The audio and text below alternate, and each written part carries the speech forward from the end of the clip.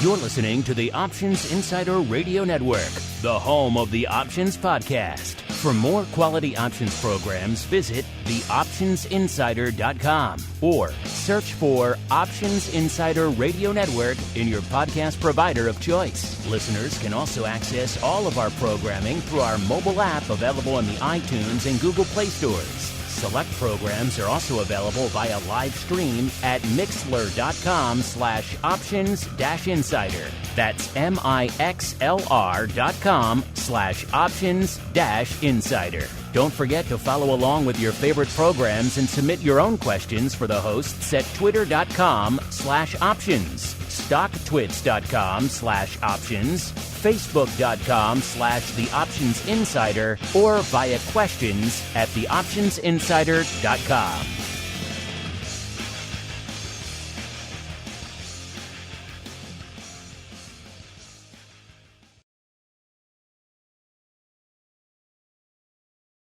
Gold, crude oil, corn, soybeans, and more.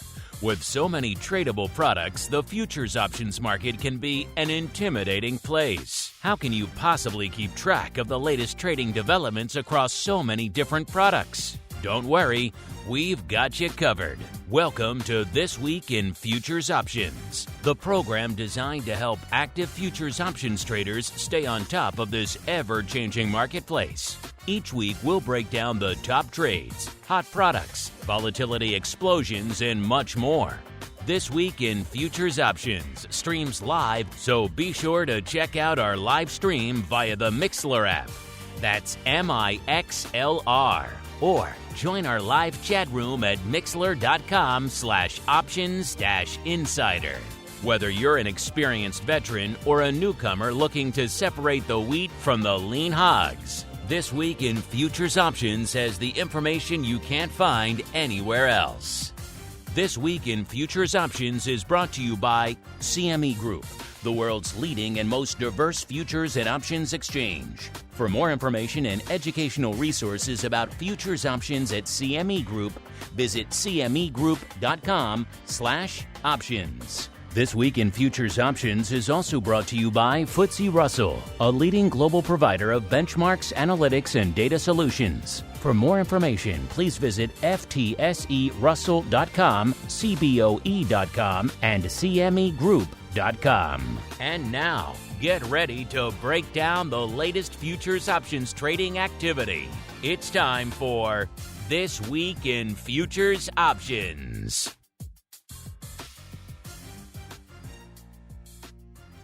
All right, everybody. That music means it is Thursday. It is 1:30 p.m. Central, 2:30 p.m. Eastern time once again for TWIFO, This Week in Futures Options, the program where we break it all down across all of the different asset classes, maybe metals or energy or rates or equities or ags. You never know what's going to make it onto the show. Crypto, you got to tune in every week to find out. My name is Mark Longo from the optionsinsider.com, as well as, of course, from the ever-exciting Options Insider Radio Network. Our content is out there on so many different platforms now. Whether it's on, you're listening on the big ones, you know, your Apples, your Googles, your Spotifys, or maybe some of the smaller platforms out there like your Podbeans or others. Make sure wherever you're listening to it, keep rating and reviewing. It really does help all the new folks who are discovering these markets for the first time these days. Helps them find a path to our content. Of course, keep those questions and comments coming too. We do love to hear from all of you guys and gals out there. And let's see who we're hearing from on the show today.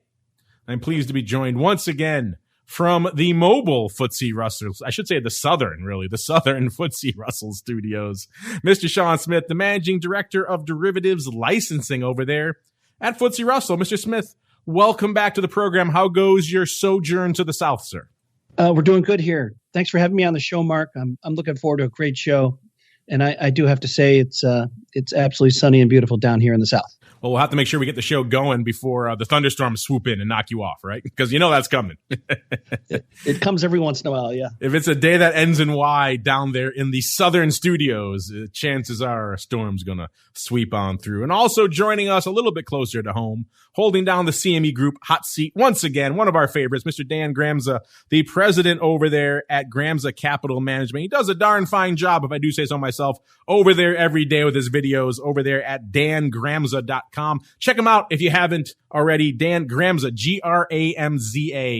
GRAMZA.com. Great videos every day, breaking down pretty much every futures market you could ever want to talk about and more. Check him out. Mr. Dan, welcome back to the program, sir. Well, thank you very much. It's great to be here with both of you and a lot to talk about. Very interesting markets as always.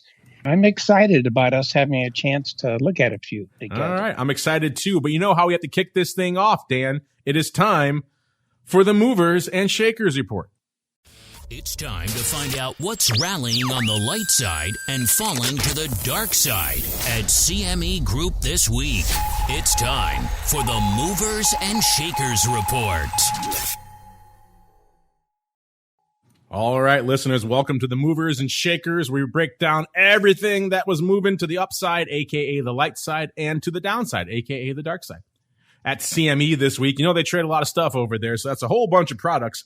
I have to admit, I'm a little surprised at how almost exactly even our chart is this week. It's split pretty much 50-50 to the upside and to the downside. I thought given some of the tumult we saw earlier this week, it might be a little bit heavier to the downside, but of course we have seen a retreat from some of that and back up to the upside this week. So another topsy-turvy week. Mr. Dan, where should we begin our journey this week? To the light side or to the dark side, sir? Well, I would like to start to the dark side. I think there's some interesting things there that we can explore. There are some definitely interesting things that have been, shall we say, pretty lofty for a while, finally taking a turn to the dark side and doing so aggressively. Let's start with number 5 to the dark side. You have to sell off over 5% to even be considered this week. Listen, that's how much sell-off there was this week to be found. That gets you all the way to soybean meal off nearly 5.2% this week. It was number 4 in the other direction last week, up 3.1%. So quite a turn out there for soybean meal. It is not the only ag to the dark side this week, though, listeners. Number 4 is wheat, off almost 7%, 6.88% this week. If you think, that's a lot of ags, we're not done. Number 3, corn, off 7.5, almost 7.6%. It was number 4 in the same direction last week, off 3.16%. So off over 10, closing in on 11% just in the past couple of weeks here for corn. But that's not enough, listen. That's not even enough to break into the top 2 to the dark side this week. Number 2, you could probably guess it. Yep, it's Bitcoin. Man, what a week. Just a few weeks ago in mid-April, it hit its high of 65,000, right around that level. And I do believe yesterday, the day before, it touched 30,000 before it bounced off it, listeners. Coming into today's show, it was fighting to get back to the 40,000 level, but still aggressively clipped since just a couple of weeks ago and aggressively clipped since our last show, off 13.76%. And the week before that, it was number 1 to the dark side, off 10%. So again, you add those two together, you're closing in on 25% just in a couple of weeks out here. But that isn't even enough to take the number 1 spot to the dark side. What could possibly trump Bitcoin to the dark side? You say, listeners, well, people have been saying it for a while. The hottest commodity on the planet, the hottest asset on the planet. Forget crypto. It's dead trees. Because it's lumber, once again, in the number 1 spot, this time in the other direction to the dark side, off 14 and almost 0.75%, closing in on 15%. So I guess, Sean, that's a short way around to saying maybe this is the week. Did you get another quote on the fence? How goes #FenceWatch, sir? It's been good to hold out and wait for these prices to come back in. But I'm going to wait a little more. I think this market is going to breathe.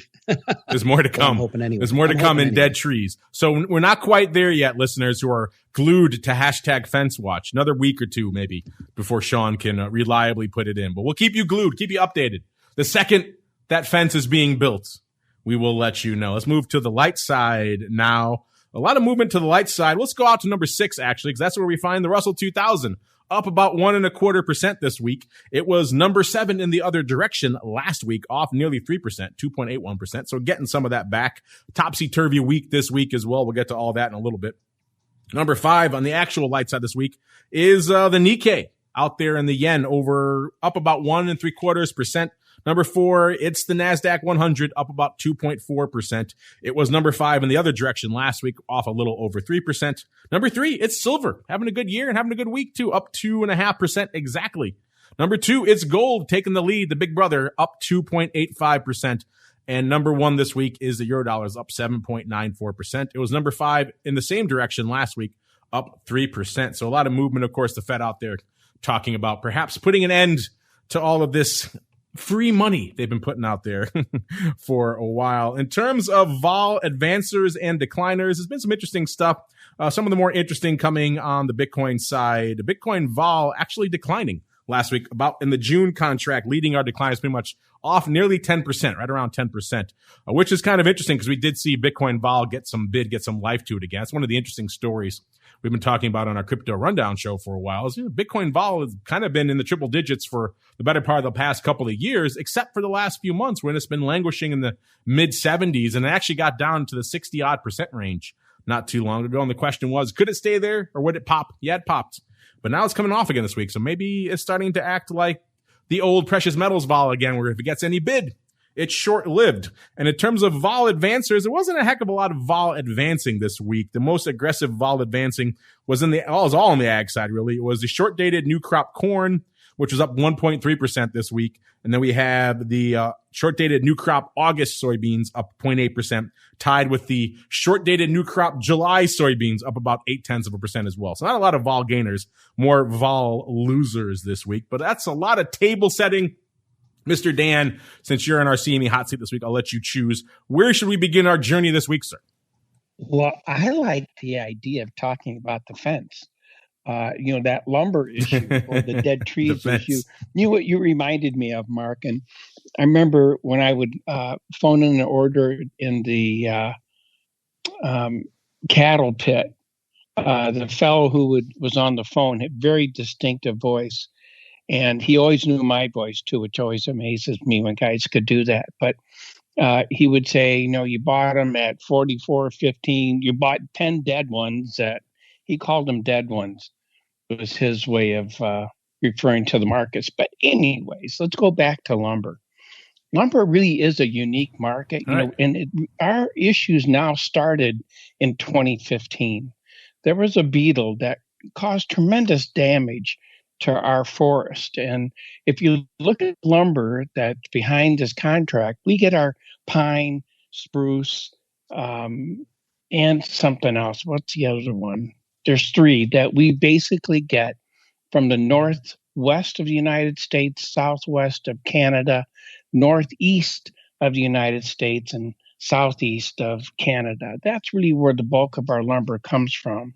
So we had some issues that started with that in terms of damage.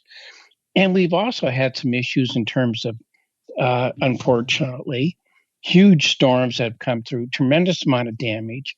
So the rebuilding effort also put some demand out there when it comes to lumber, which I find, kind of an interesting aspect to where we are.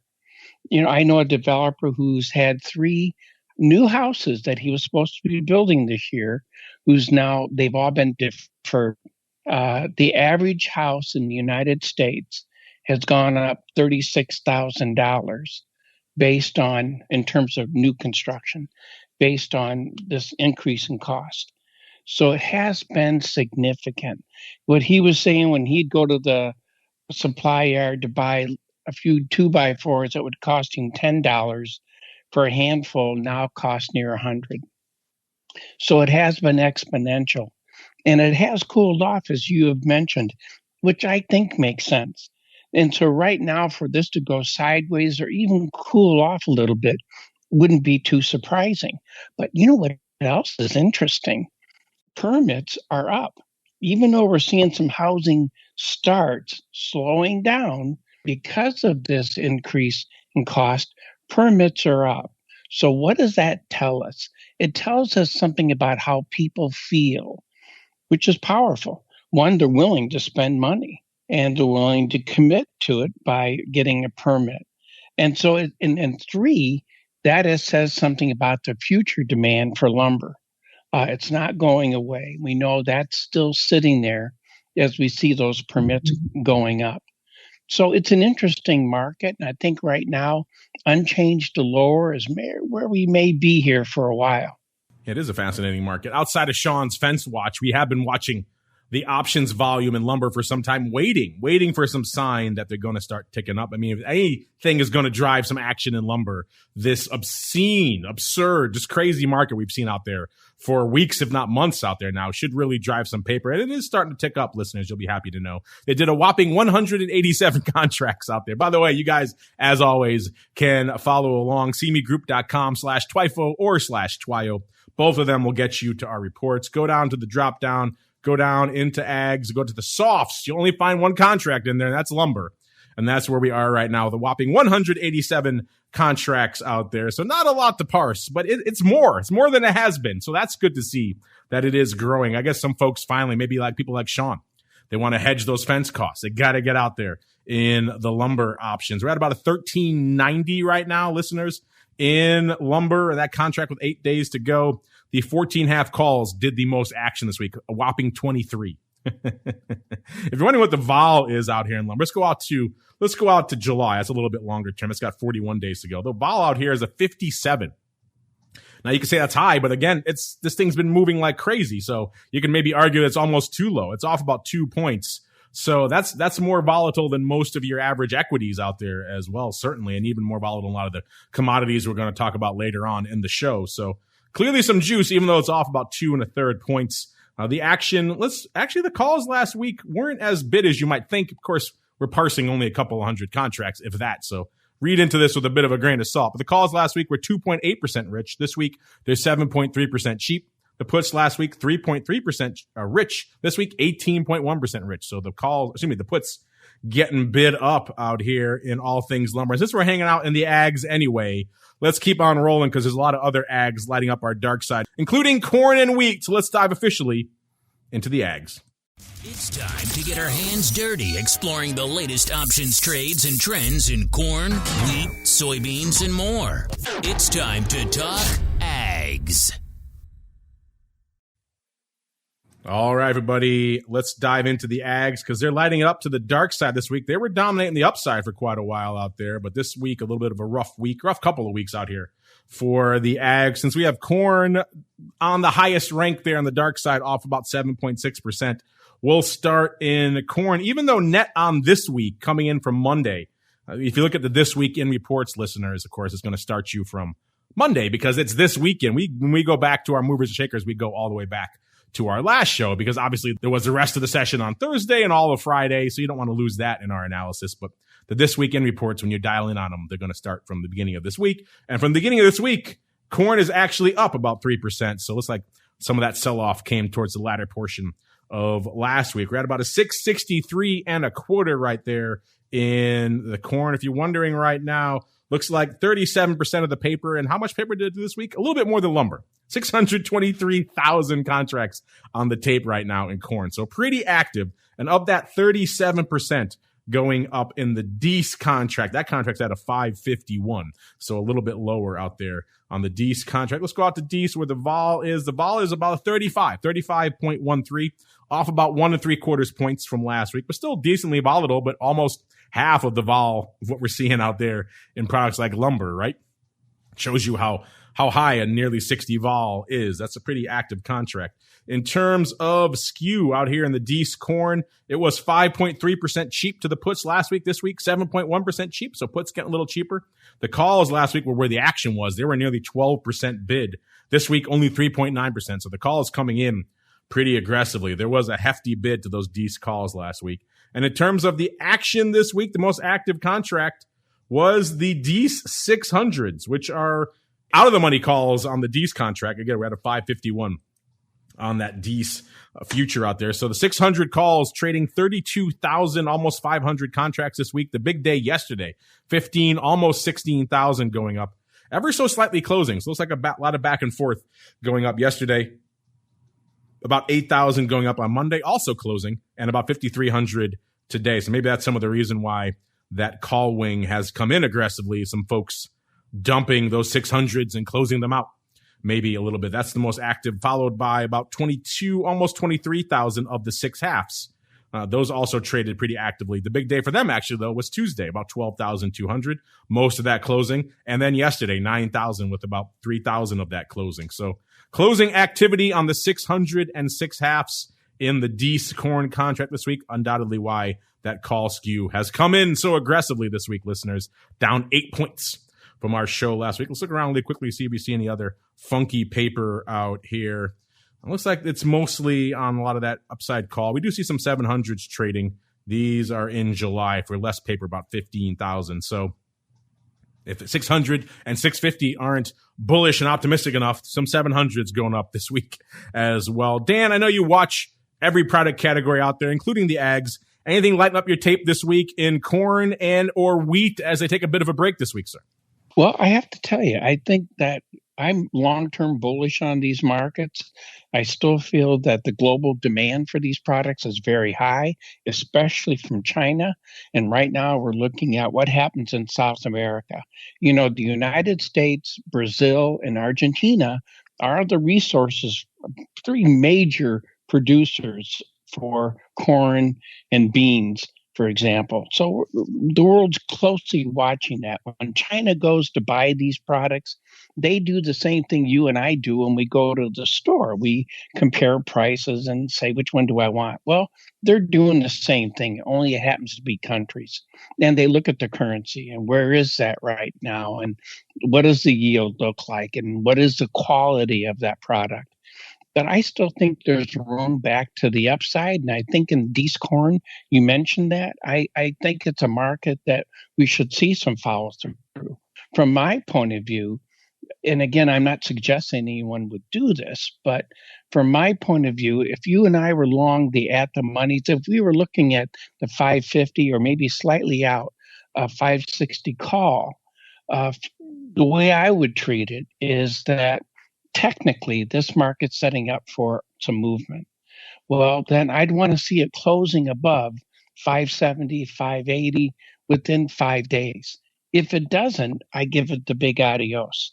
I want my delta near 100 or close to 100, and I want to get paid for the trade. This technical setup to me is one that you get paid or you don't. And if you don't within 5 days, like I say, I'd give it the big adios and reevaluate. Otherwise, you shift, if I could say it, from a strategy to a hope trade.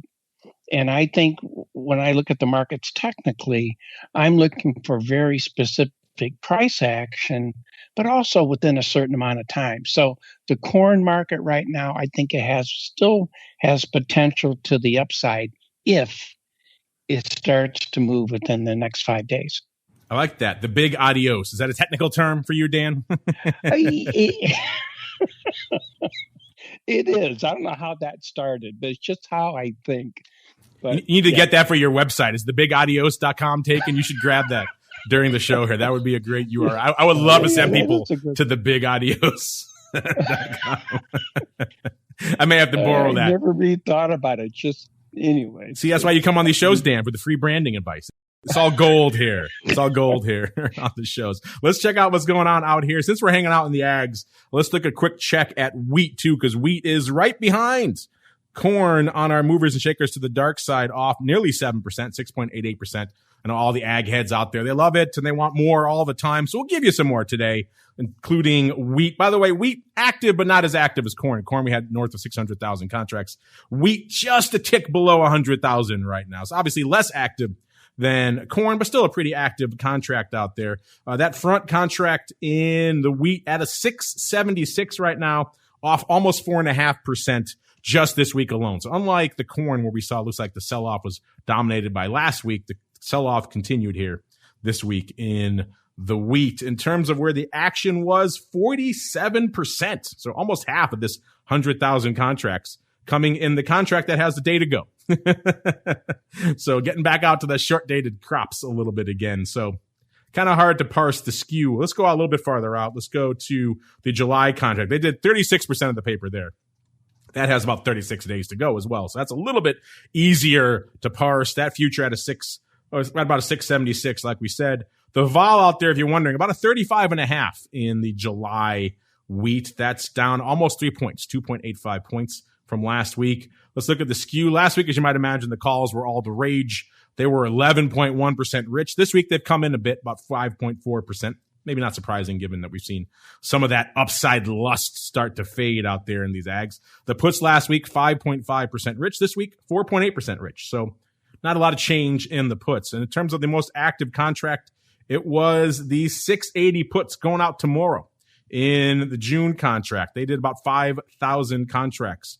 That's the most active one, about 2,000 on Wednesday, and the rest kind of scattered throughout the week. Looks like back and forth on these puts, so no crazy bias, slightly closing on yesterday's paper. They're also trading a little bit actively today. In terms of out to July, where we were looking, the most active contract was the 730 calls that did about 3,000 contracts. Looks like most of that slightly biased towards opening out there, but ever so slightly. It's like back and forth on that 730 strike as well. So no clear bias really in either direction in any of this paper. And again, not a ton of paper, but barely 100,000 contracts. Dan, I know you're talking about the Chinese demand. Do you watch the wheat as much as the corn, or are you mostly focused on corn in the ags?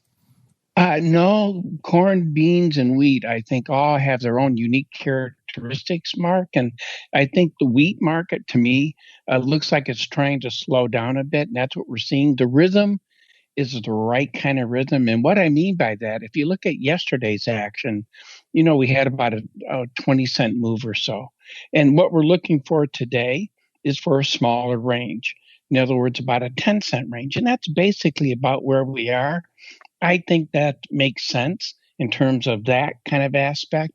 The other issue is, are we slowing down because we're going to start finding buyers? So this market, started up here. If we look at the July contract, above 760, and now we're down here at 676. So we've seen a fairly good sized drop. The question, I think, since we're going in on Friday, do people want to go home short? And are we going to see a changing character on Friday as people maybe take off some of those short positions? And maybe some of the attitude we're seeing in the calls is reflective of that type of behavior. Some people may see it, get me out and I'll get back in on Monday. Or has wheat gotten so cheap that it's now attractive to buyers? The way I don't know the answer, but the way I would look at this, if I was a buyer of a call, let's just say, at the 690 level, slightly at the money, if we were looking at something like that, then we want to see follow through next week. If Monday we go sideways or lower, it means that sellers are still in control. If, on the other hand, we get a close above 690, then the next 3 days are going to be critical. We'd want to see this market closing above 720 by the close of next Thursday. So if we saw that, it would imply transition.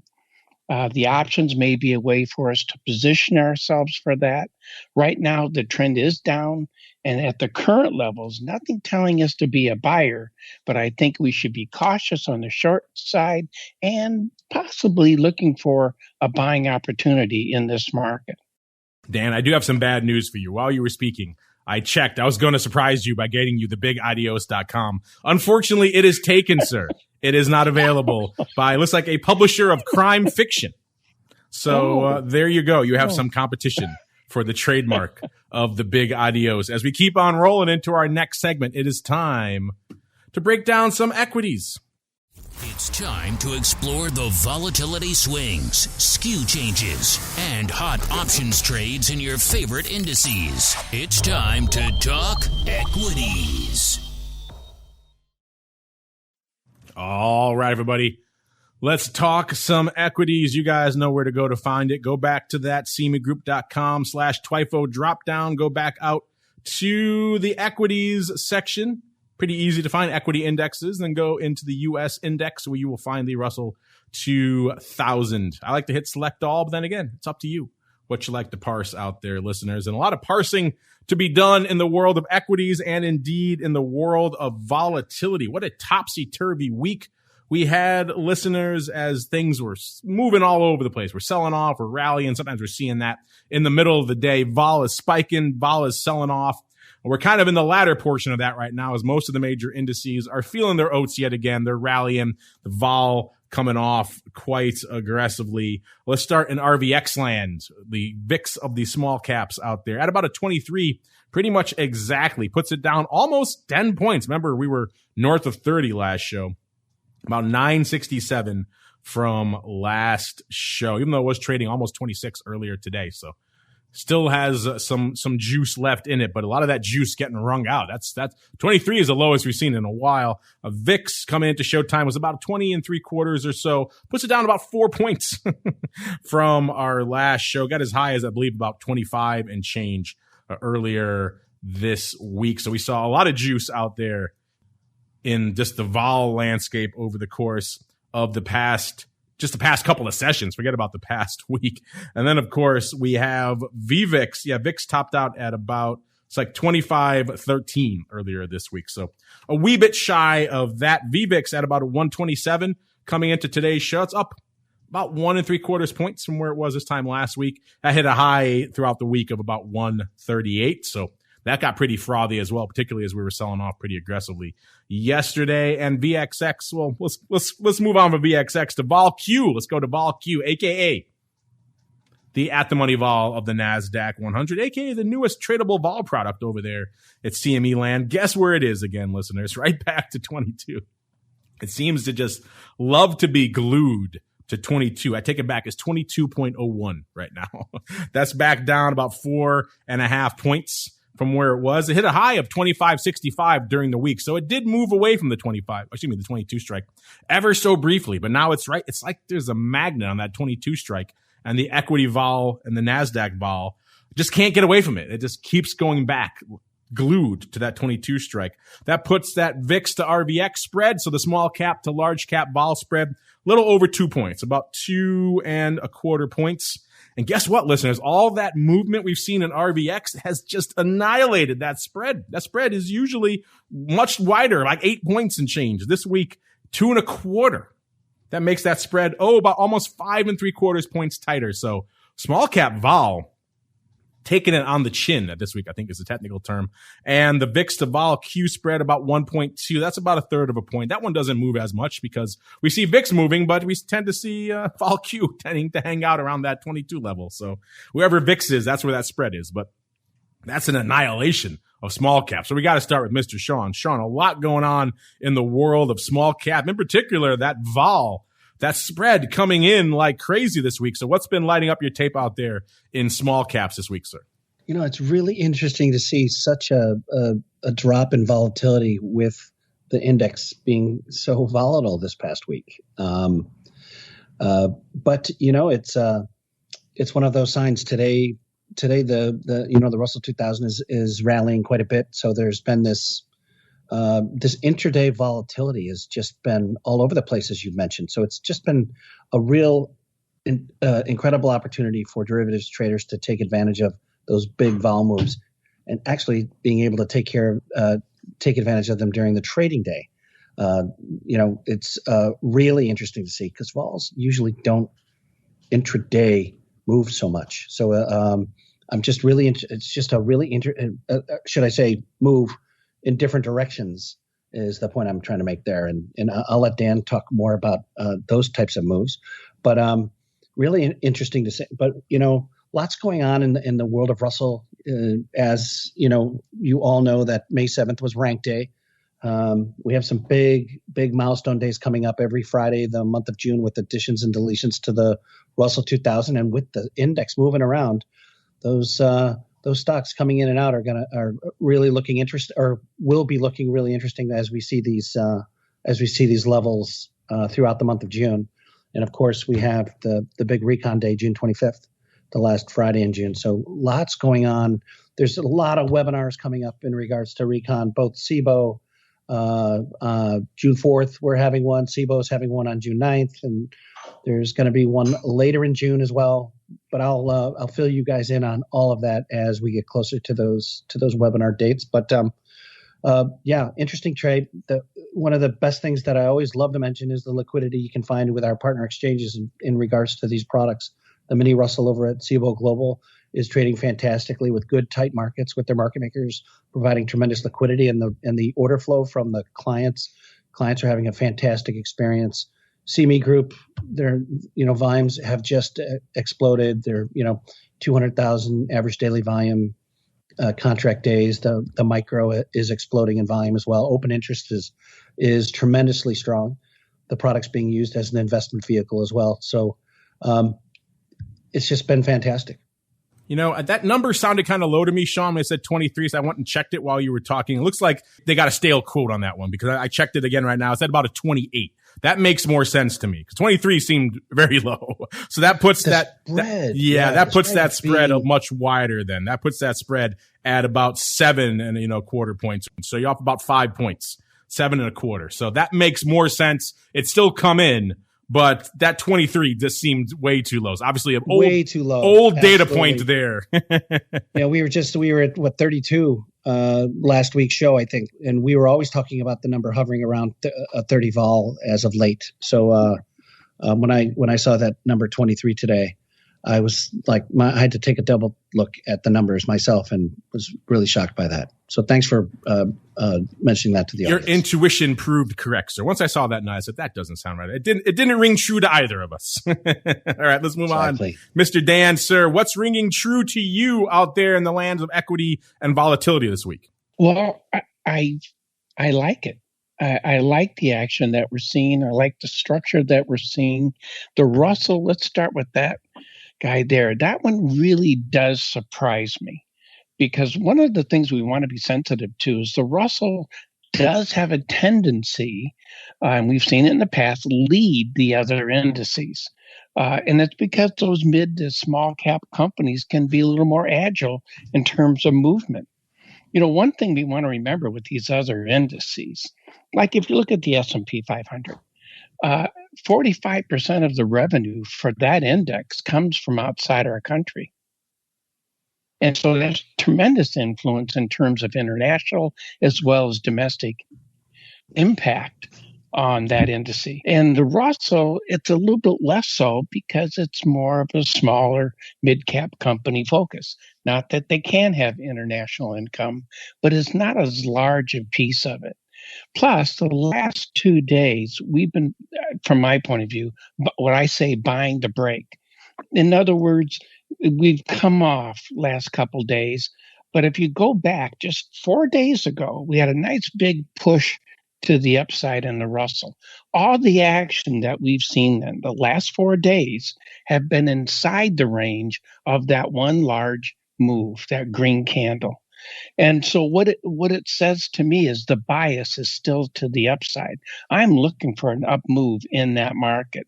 This is another example. If we have a setup like this, and if we were going to buy a call, just something very simple, at 22.30 or something in that range, we would look for follow through in the next 2 to 5 days, or we're back to that big adios exit.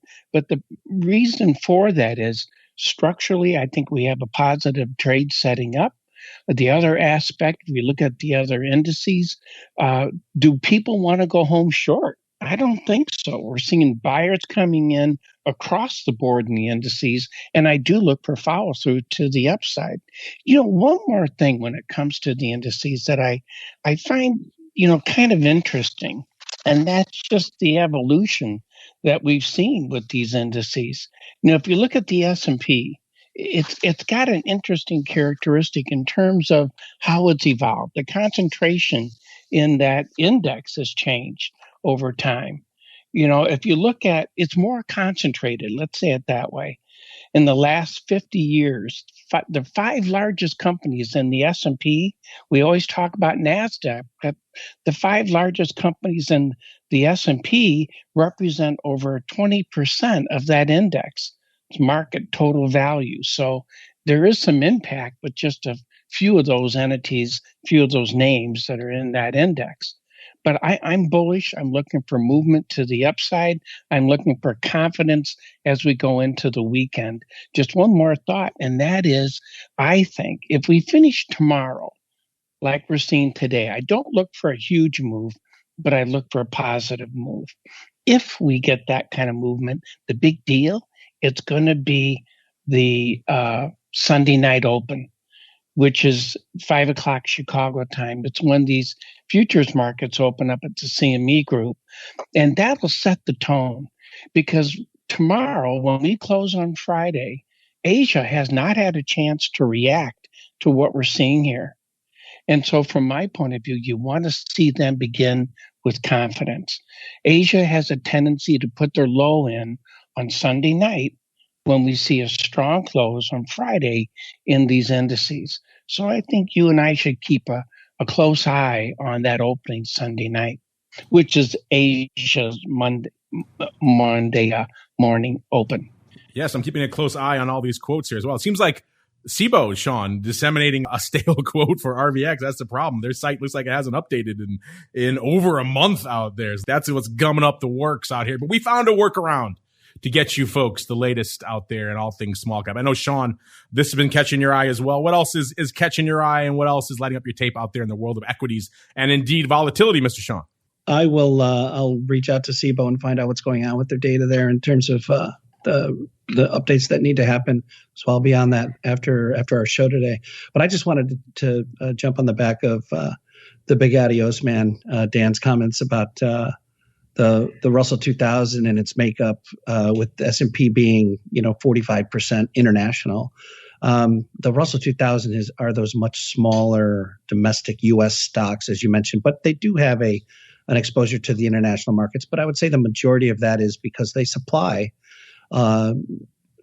parts and equipment and services to those larger international companies. So they're more on that side of the international exposure, not so much their companies. But when the U.S. economy turns around and there's a real drop in unemployment and there's major job gains, this is where you see the Russell outperform to the upside. So when you see those really good U.S. economic numbers, that's where it's good to have your Russell seatbelt on. But when they turn, Russell outperforms to the downside, as we always say. I don't know about the Big Adios when it comes to Russell, but I think wearing a seatbelt is always good, because you're right, Dan. The volatility does stay over the large cap index because of the components and within the various different sectors that drive the small cap index, the Russell 2000. So I just wanted to jump on Dan's fantastic comments there. I think we all need to pitch in and get Dan the Big Adios. I got like $12 in my pocket and some change. I think that's enough to buy him the Big Adios, Sean. We all pitch in, we put like $25 together. I think that guy will take it for that URL. It's worthy. Dan will put it to good use. Well, Sean, I think those are excellent points. Because you're right, there is exposure there. When it comes to that, for me though, I think the next few days are going to be important, because we are seeing evidence of buyers coming in this market. The issue for us is the follow through. So if they're here, it goes back to the idea of getting paid for the trade.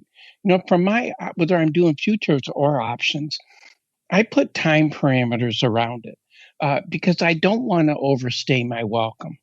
And if you look, and I'm looking at things from a price point of view, but if you look at a trade, if anybody looks at a market technically, think about when you look at a trade and you say, that was a good trade. All right. Now look at your buy or sell signal. When did you get paid for that trade? High probabilities you got paid within the next 2 to 5 periods of time, whether it's intraday or daily or weekly. So that's why I think that's an important parameter. And right now, I think the setup we have is bullish. Let's just see if it can, catch up as we go into this weekend. That's what I'm looking for in that market. It's a very interesting index. It's truly unique compared to its sisters that we have out here, the NASDAQ and the S&P and the Dow.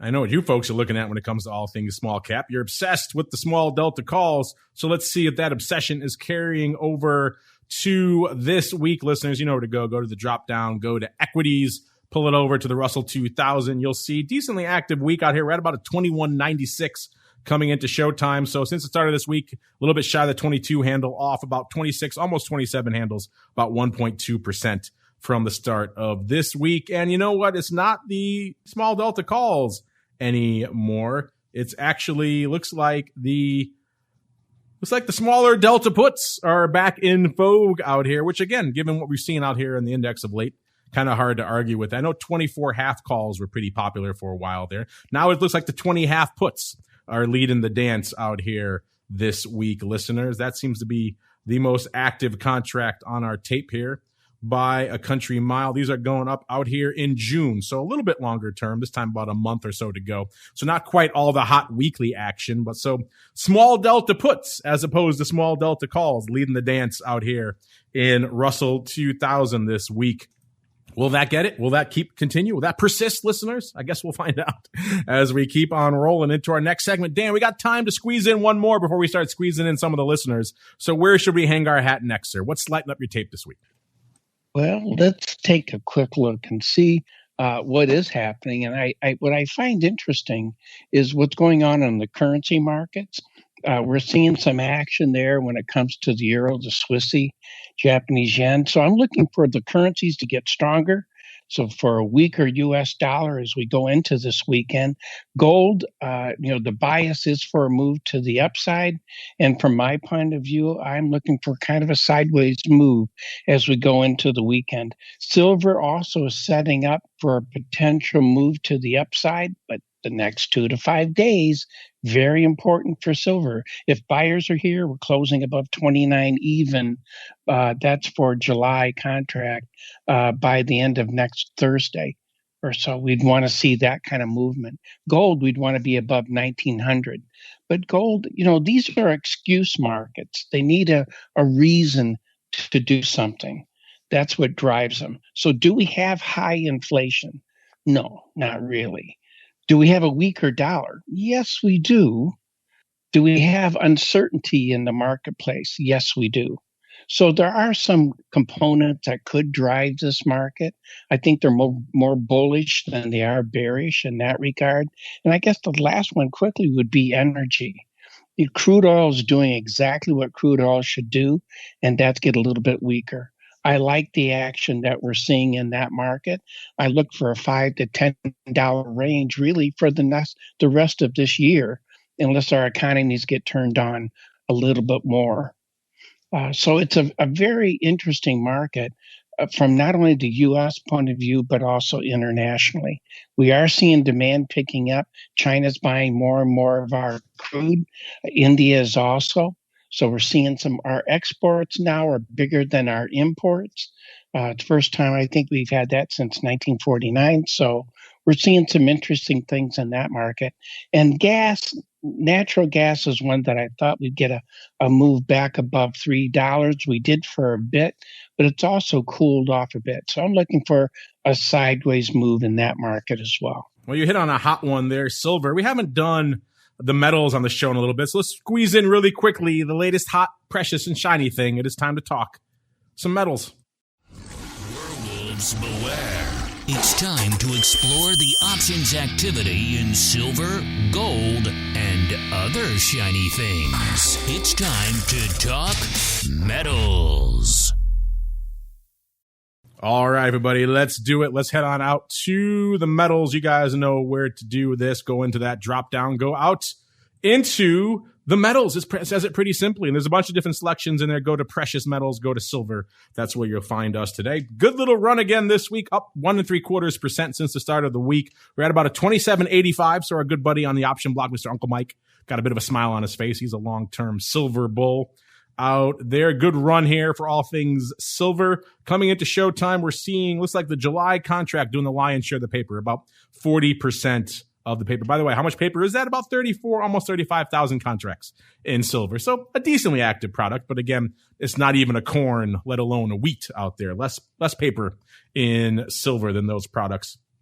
But of that paper, about 40% going up in July. So that's where we're going to hang our hat this week.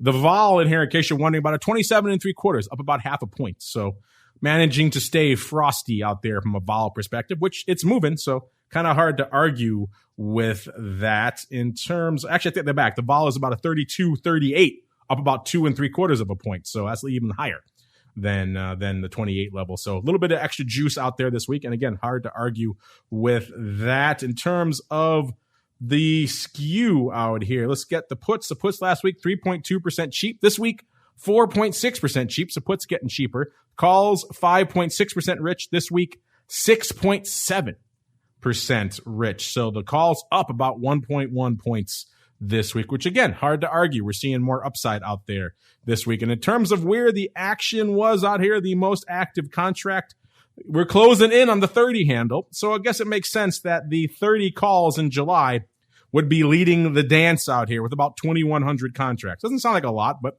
when your total volume is about 34,000, that actually is a lot. And of that, Monday was the big day, 800 contracts, followed by about 550 on Tuesday, 500 on Wednesday, 300 today. Most of that opening earlier in the week. So some opening positioning here on the 30 strike. Probably the reason why those calls are not just maintaining their bid this week as we rally, but actually getting more bid out here. Once you go past the 30 calls, it tends to fall off a bit. The next most active contract out here looks like it is in the 29 calls. Also pretty active, about 1,000 contracts this week. So about half the paper of the 30s. And those also opening and to the upside. So again, opening paper on the 30s and 29s as we keep rallying. No doubt why that call wing is maintaining its bid and even getting more bid throughout this week. Dan, you just broke down silver. Is that the one metal you're really focusing on these days? Actually, no. But first, I have to say, Mark, you did a wonderful job summarizing what the expectations are for silver. Why, thank you, sir. That's why I'm trying to buy you the bigadios.com. You're such a nice guy. Well, I'll tell you where that comes from. It's a mental way that I would think about the market. In other words, I don't think about being right or wrong. I just think about a business decision that's going to cooperate. And if it doesn't cooperate, I have a loss. No problem. I expect to have those. And the big adios is just a way to mentally disengage from that market because I have expectations. If the expectations aren't met, not a problem. Let's just give it the big adios and stand aside and reevaluate. And the reason is, so many times it's so easy to marry a losing position. And it's so difficult to not take profits quickly. Well, the big adios is just a way for us to disengage. We set up the strategy. We stick to the strategy. The outcome is a profit or loss. That's it. So that's kind of the evolution of that. I don't even realize I say it, actually, until you guys brought it up to me. But when it comes to silver, we are seeing, I think everything you gave us is a clue to the potential energy in that market. And the bias is to the buy side. But again, the timing of this, if we don't get a close above 29, even by the close of next Thursday, that implies a sideways move. It's not necessarily bearish. The other market that I thought would maintain some upward movement in the metals is copper. Copper is a fascinating market that we don't have a substitute for. China consumes 48% of global supply. United States is number 2. Germany's number 3. And we need copper to make stuff. And China needs copper to make stuff internally. They have more people living in the cities now than they do on the farm. So those people now want stuff, and they have to make stuff that we buy from them. So demand on copper is tremendously high. Supply is coming down. So longer term, I'm bullish on copper. I think it's a market that we should pay some attention to in the metals. Yeah, you're right. People are certainly paying attention to copper. We didn't get a chance to get to it today, but they just announced a new record over there at CME for their copper options a little over a week ago on May 10th. They put up 25,010 copper options. That beat the previous high by a substantial margin. The previous high was 16,000 contracts set all the way back in the pre-pandemic days of November 2019. So clearly copper on the rampage as well. Not on our movers and shakers this week, so we didn't break it down, but we'll keep an eye on that one as more paper lighting it up out there in copper. Probably going to make it on our radar again pretty soon. But you know what's always on our radar? It's you guys. So let's get to your futures options feedback. It's time for your questions, comments, and insights. It's time for Futures Options Feedback. Submit your questions at twitter.com/options. Facebook.com/The Options Insider, StockTwits.com/Options Insider, or via questions at theoptionsinsider.com. You can also submit your feedback via our Options Insider Radio Network mobile app, available for iOS, Android, and Kindle Fire devices. You can even ask your questions live via our Mixlr chat room. So grab the Mixlr app or just search for Options Insider at Mixlr.com. That's Mixlr.com.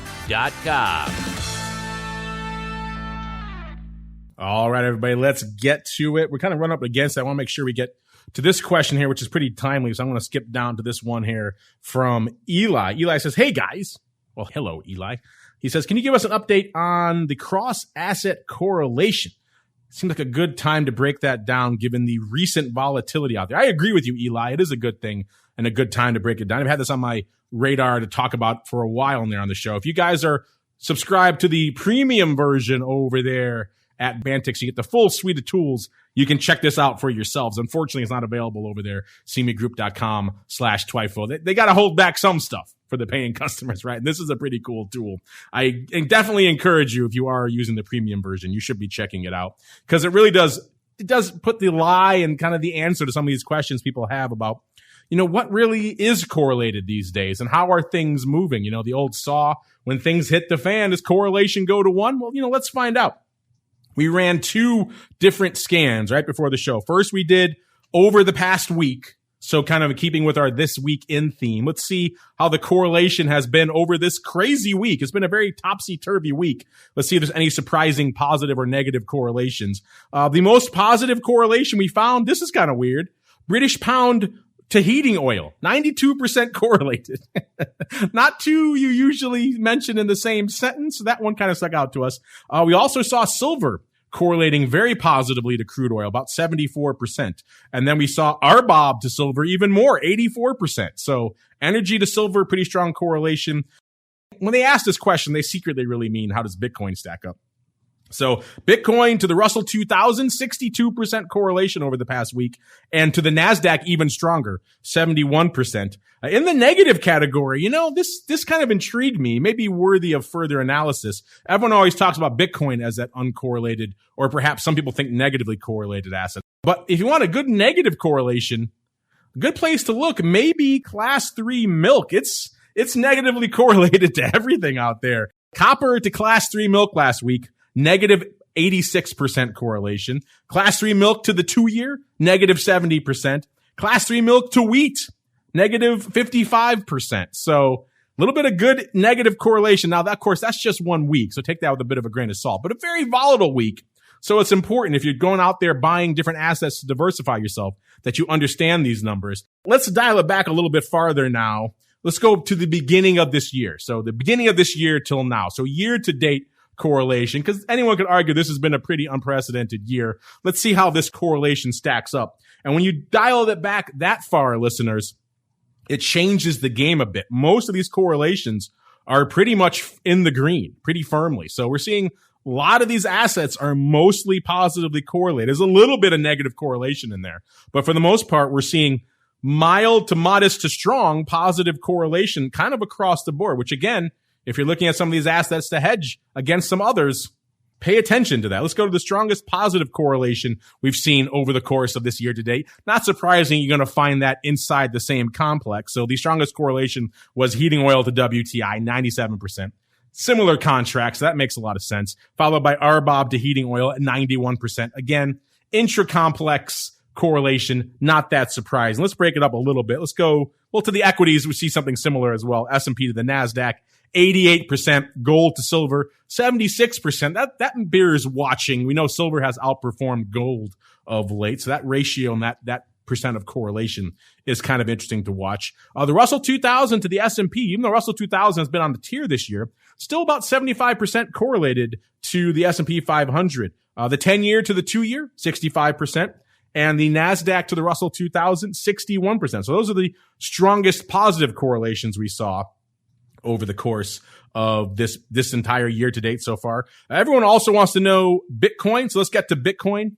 Let's see. And so far year to date, guess what, Sean? The asset that had the strongest correlation to Bitcoin was actually the Russell 2000, 32%. I guess that's probably because both of them were on a rocket ship to the moon since the start of the year, this last couple of weeks notwithstanding. So 32% correlation. So if you're slinging Bitcoin and Russell 2000, pay attention to that. Followed by the closest second is copper to Bitcoin at a 30%. Then we got our old friend Class 3 milk, 28% correlation to Bitcoin. Maybe dairy is kind of a stealth, uncorrelated asset class or negatively correlated asset class that people should be looking at more. I know Class 3 milk from an options perspective has been taken off this past year, so maybe a good one to watch. 24% correlation Bitcoin to RBOB and 11% to the Euro FX out there. In terms of the strongest negative correlations we saw year to date, once again, it's Class 3 milk. Class 3 milk, negative 32% correlation to the 10-year. Class 3 milk and rates hate each other.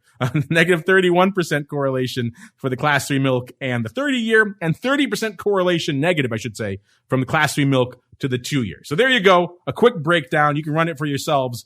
Dan, any surprises there, or maybe anything you expected in these numbers for correlation for the past week and indeed for the past year, sir? Well, I have to tell you, I love you going through those, Mark. And yeah, I'd say most of them are really kind of a mystery to me in terms of the relationship. But I think you're onto it when you see something that's moving in, when the tide rises, sometimes it lifts all the boats. Well, maybe that's some of the action like you were talking about as these markets are moving, that they gave us that kind of general movement for the markets itself. And it's not so much because of a fundamental correlation. It was more just because the prices were moving in the same direction. So I don't see the fundamentals behind some of those. And then the other issue, when I think about it from a trading point of view, can I lean against it? Are these correlations consistent? And that's what's so important about what you did, because you brought back the picture and looked at it longer term. And we see, some of those things do change when you take that big picture outlook. So I think from a trading point of view, are you and I looking for the next couple of days? Are we looking for the next 6 months? But I found it really interesting what you just did. Yeah, I think we could do a whole show just on this, quite frankly. There's a lot of nuggets. I kind of just skimmed the surface here. If you have these tools available, listeners, you should be looking at them because there are some surprising positive and negative and indeed lack of correlations that you wouldn't expect. And people out there have always been preaching, you put on a bunch of different assets and you have great diversification and you're hedged against these moves. Not so much. When you look at these numbers, that's why I've been saying for a while, at the end of the day, the only true contractually guaranteed inverse or negative correlation out there to a lot of these asset classes is buying a put on these things. So keep that in mind as you're trying to put on a bevy of different asset classes to insulate you or your clients against all of these crazy and insane market shocks. All right, we can talk about correlation for hours, but that music means we're coming up against it here on the TWIFO program. You guys have more questions about this stuff? You probably do. Hit us up. You know where to find us at Options on most of the major social media platforms or wherever you listen to these shows, wherever you're rating and reviewing it.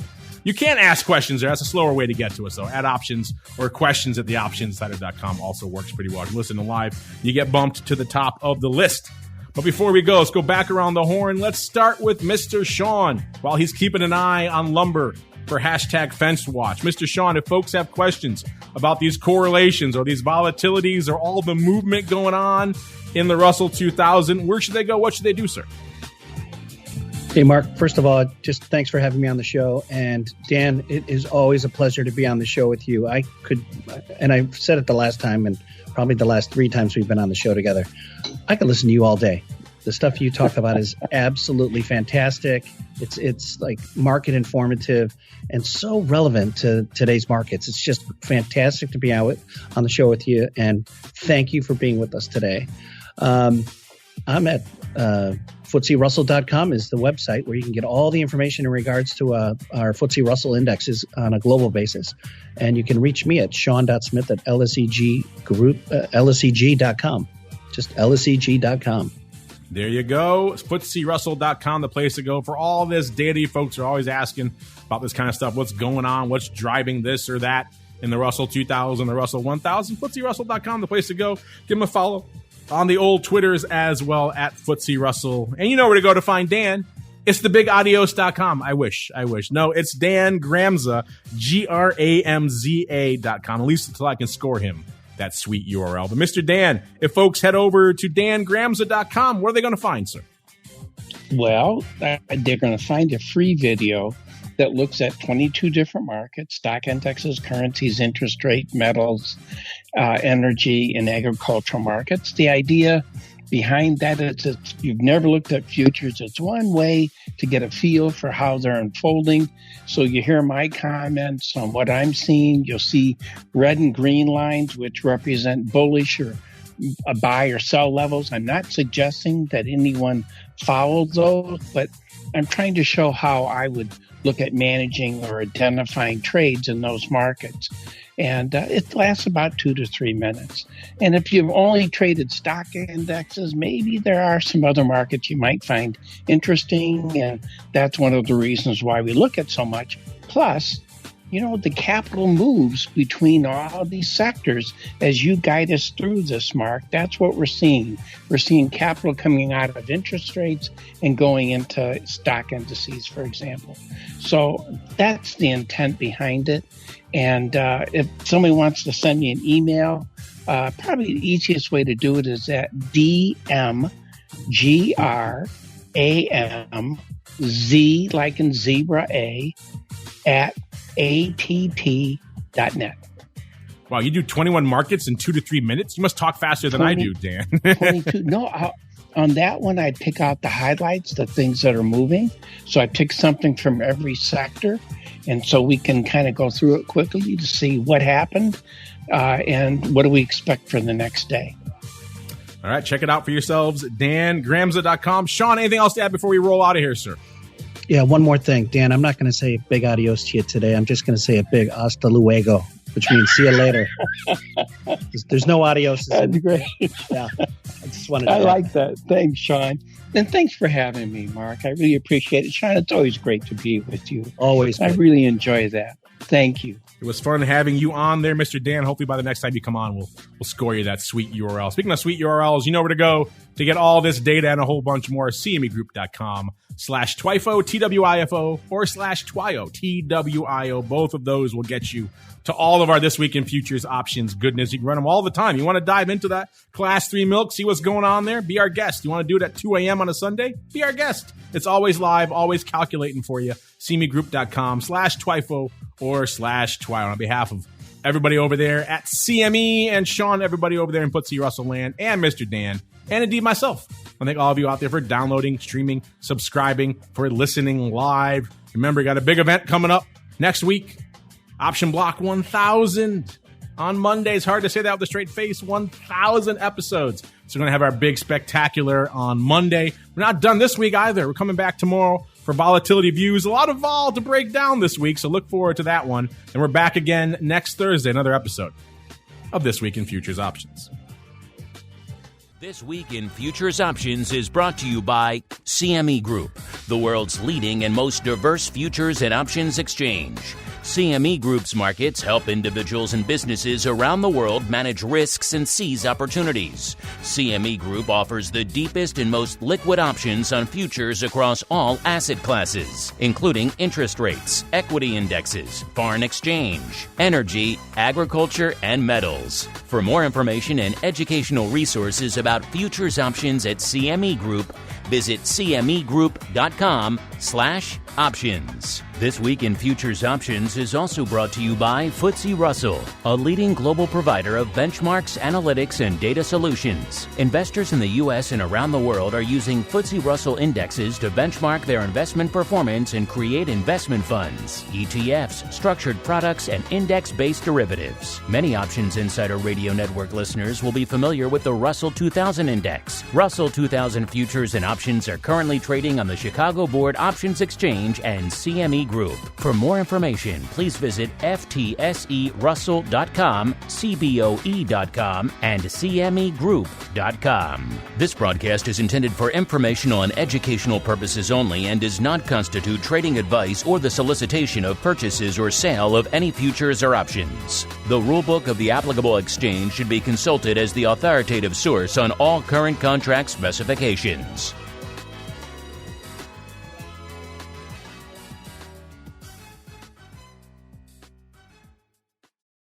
You're listening to the Options Insider Radio Network, the home of the Options Podcast. For more quality options programs, visit theoptionsinsider.com or search for Options Insider Radio Network in your podcast provider of choice. Listeners can also access all of our programming through our mobile app available in the iTunes and Google Play stores. Select programs are also available via live stream at mixlr.com/options-insider. That's mixlr.com/options-insider. Don't forget to follow along with your favorite programs and submit your own questions for the hosts at twitter.com/options, stocktwits.com/options, facebook.com/theoptionsinsider, or via questions at theoptionsinsider.com.